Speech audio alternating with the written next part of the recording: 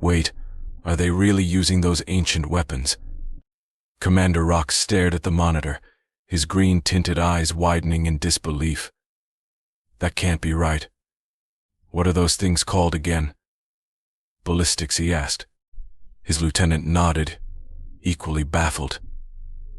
Yes, sir. They're essentially metal slugs propelled at high velocities using explosive powder. Primitive technology, no elegance, no finesse, and yet devastatingly effective against our shields. Rock's shock shifted to irritation. We've spent billions perfecting shield technology designed to withstand plasma bursts, particle beams, and gravitational pulses, and now humans come at us with something straight out of their history books? This is absurd. From their cruiser's bridge, the distant battle played out on the screen, flashes of light illuminating the void. The Zoral Dominion's fleet had been undefeated, their weaponry a symbol of sophistication and precision. Plasma beams carved trails through the darkness, obliterating targets before they even got close. Yet the humans, with their seemingly outdated weapons, were holding their own. Perhaps it's desperation, sir, the lieutenant suggested hesitantly. Surely they don't believe such weapons can win them the war. Rock narrowed his eyes at the tactical display. Desperation or not, they're holding their ground. No, they're gaining ground. Despite their smaller, less imposing fleet, the humans maneuvered with unsettling precision. Their weapons, though limited in range, tore through the Zoral shields like tissue paper.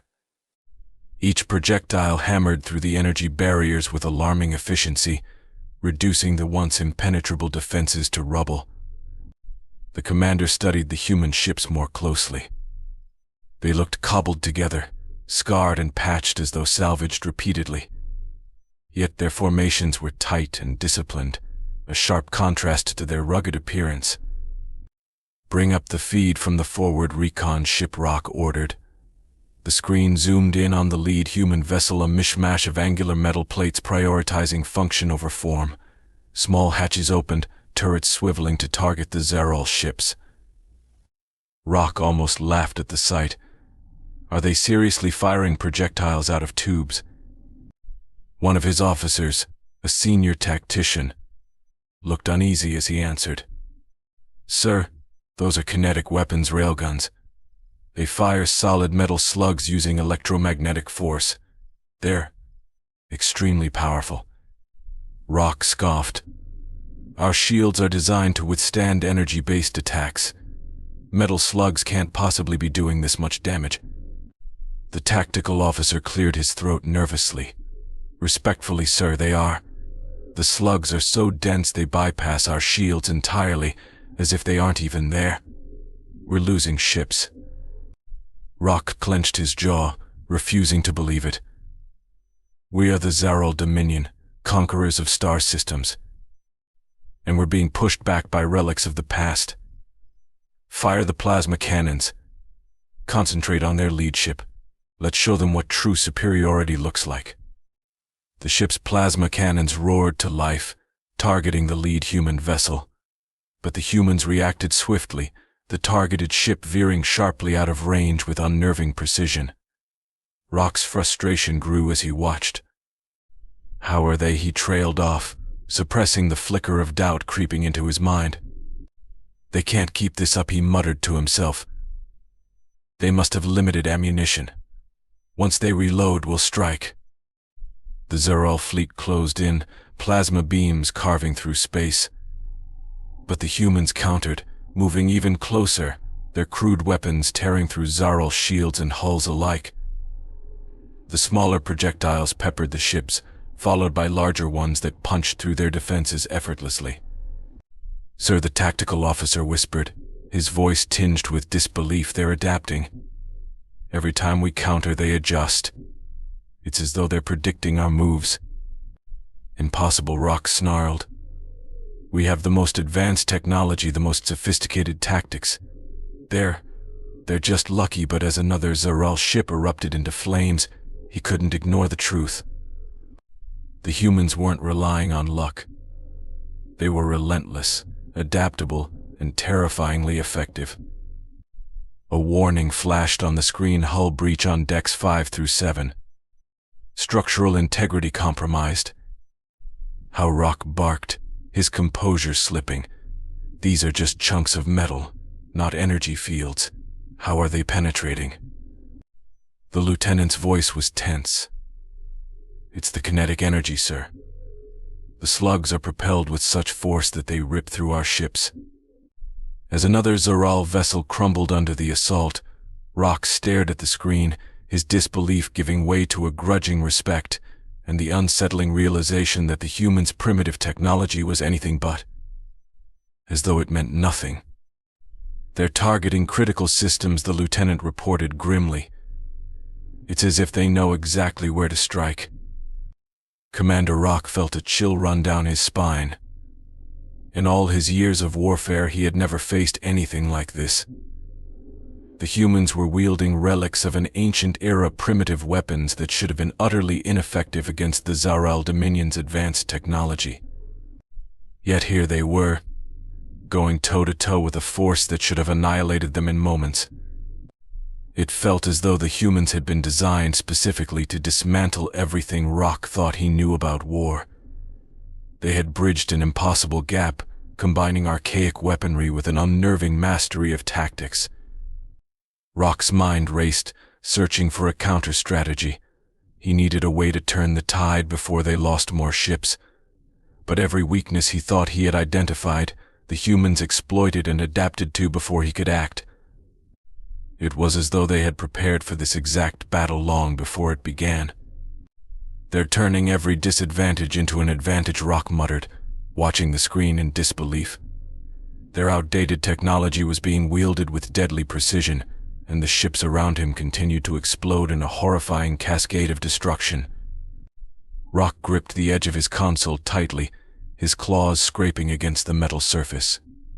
His thoughts churned through scenario after scenario, but each one led to the same grim conclusion: their shields were worthless.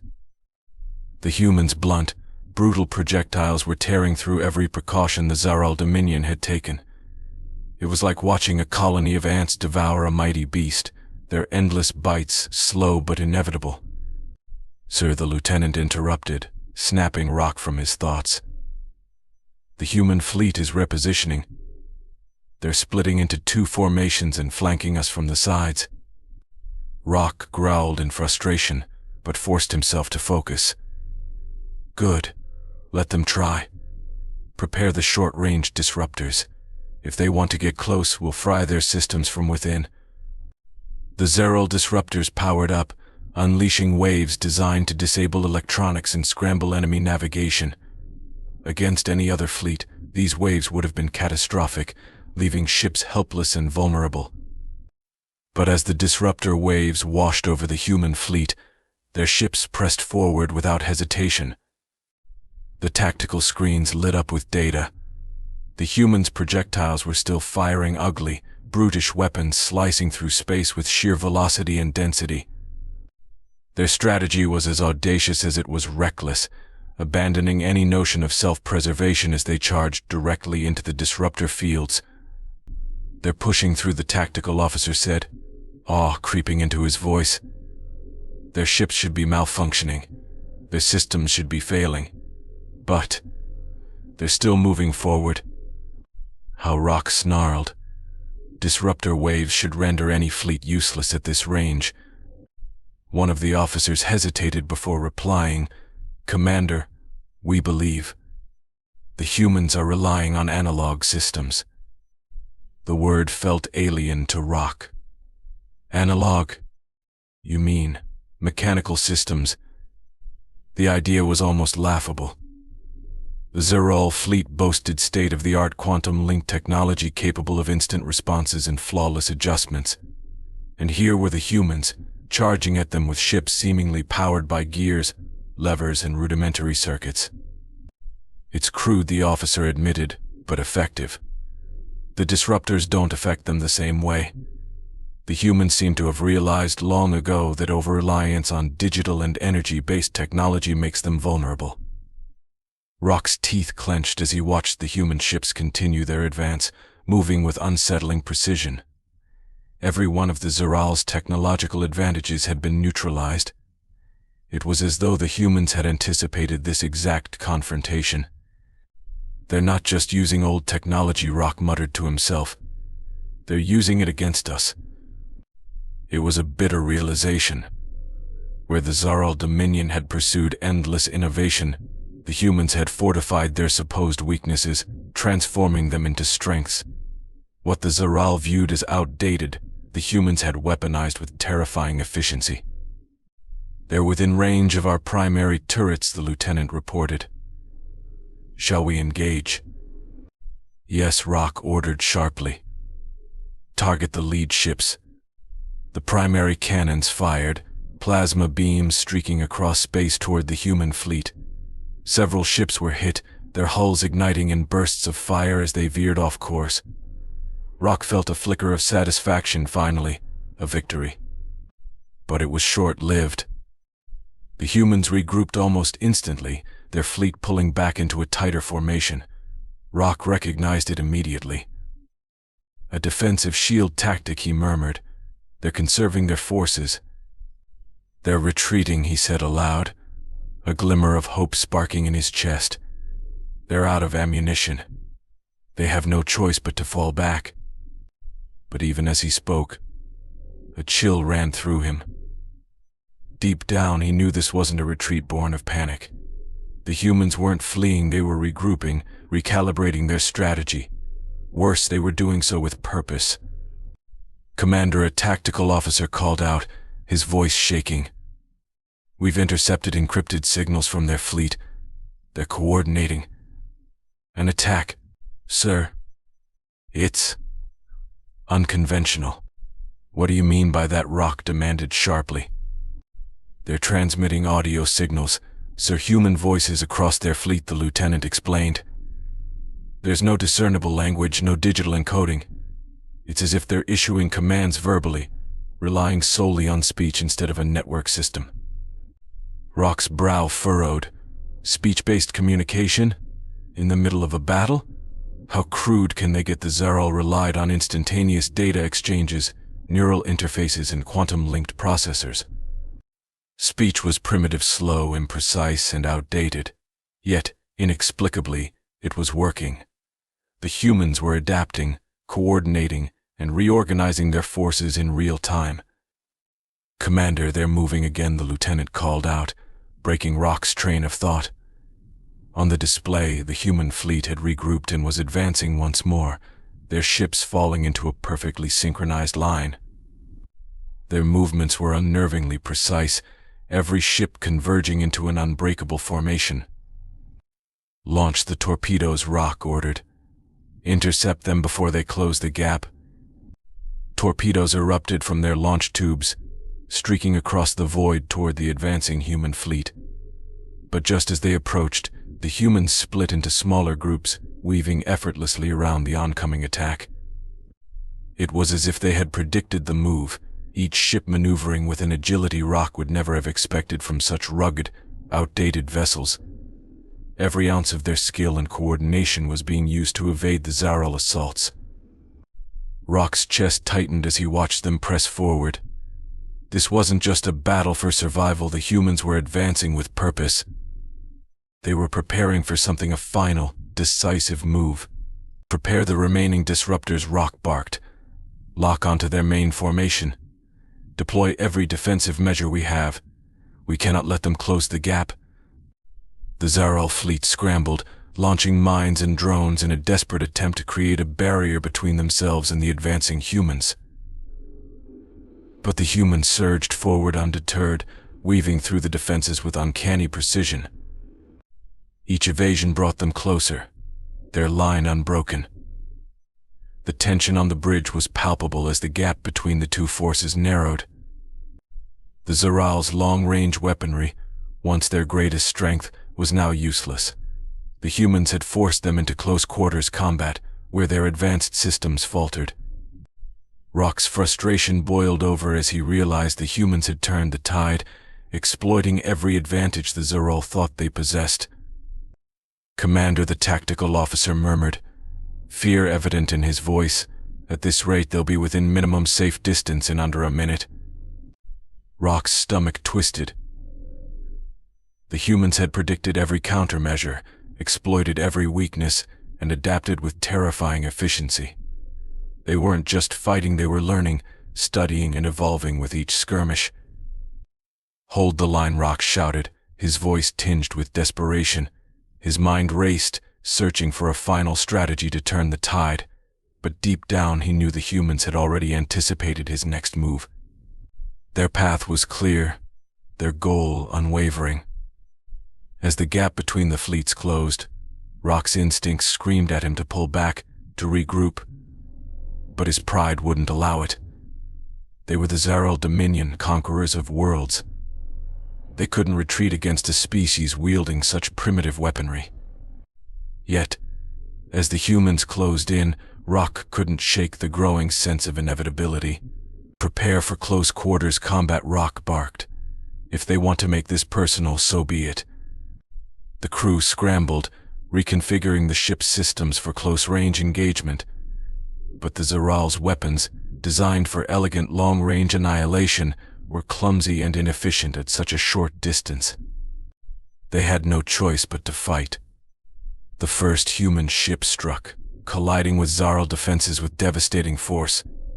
The impact rocked Rock's cruiser, sending shudders through its frame. On the screen, the humans unleashed relentless fire, their railgun blasts tearing through shields and armor with mechanical brutality. They didn't rely on speed or stealth, but on sheer, unrelenting persistence. Through the chaos, Rock spotted the lead human ship, a battered, hulking vessel scarred from countless battles. It surged forward, shrugging off blast after blast, defying every measure thrown at it. Each slug fired was precise, every move calculated to exploit Zaral weaknesses. "Sir, hull integrity is failing on decks 2 and 3, the lieutenant shouted. "Redirect all energy to the core defenses," Rock snapped. "We need to hold until we can counterattack." But there was no time.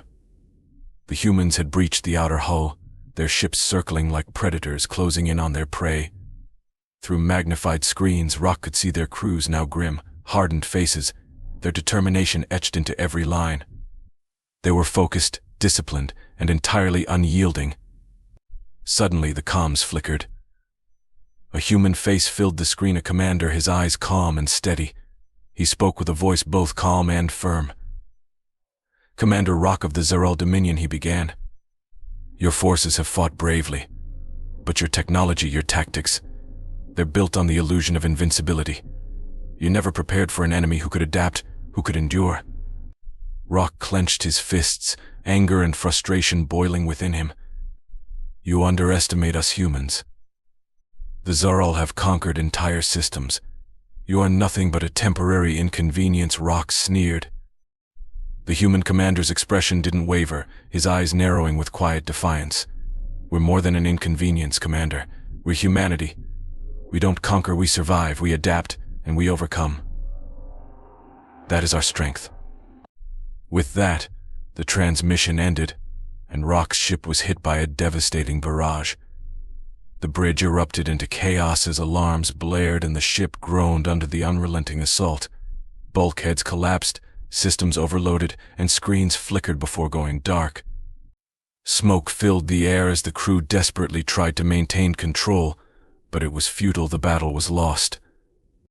As the lights on the bridge flickered and dimmed, Rock's final thoughts weren't of anger or frustration, but of reluctant admiration. The humans had displayed a resilience he hadn't thought possible, defying logic and turning their outdated technology into a formidable weapon.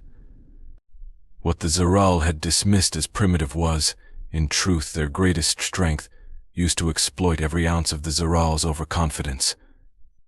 The last image Rock saw was of the human fleet, its battered ships advancing with unwavering determination. Relentless, unyielding, and victorious.